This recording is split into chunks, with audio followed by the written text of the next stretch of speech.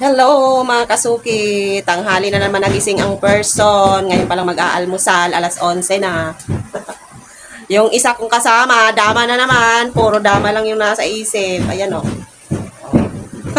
Walang biyahe, coding.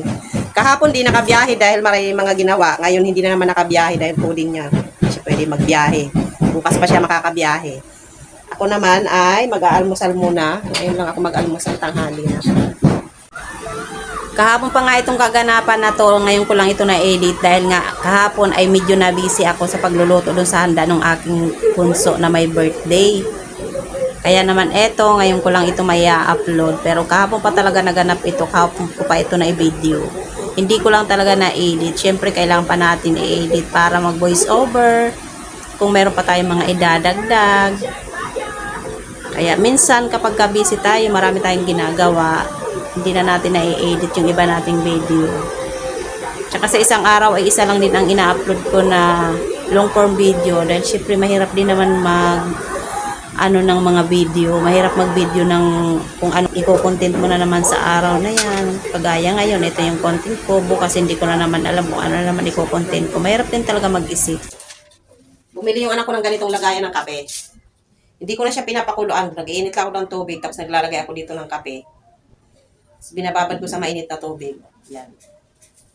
Kung mga short video lang ay okay lang, madali lang yan kung ano lang videohan mo dyan.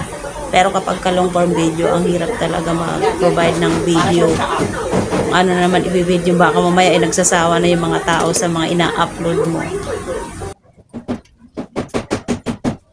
Ayan o.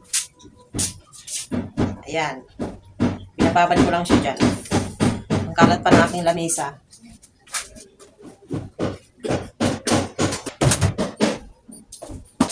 Sukal tayo.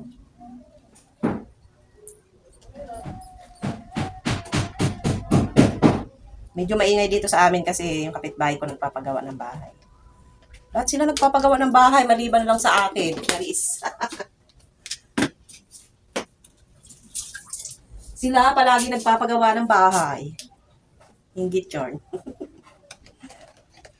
Ayan, yung lamesa ko makalat. Tipitin muna natin yung ibang kalat.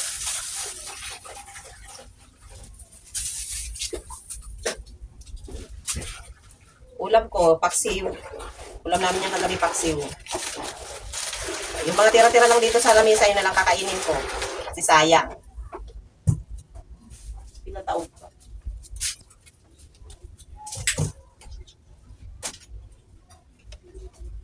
Kape ka pa? Ayaw mo? Katapos kong ibabad yan, pag medyo maitim na siya, yan, ilalagay ko sa isang baso. Bukas naman ulit. O, diba? Tatakpan lang natin.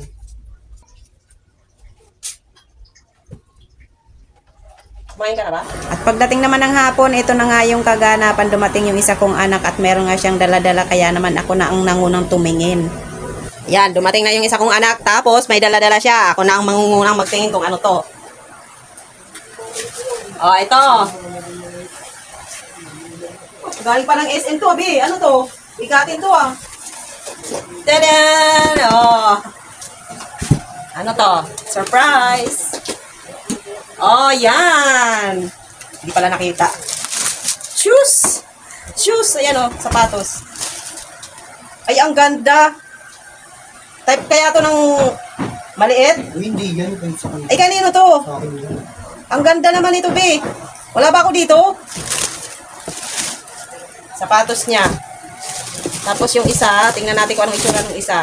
Para daw yun sa kanyang kapatid. Sa kanyang kapatid.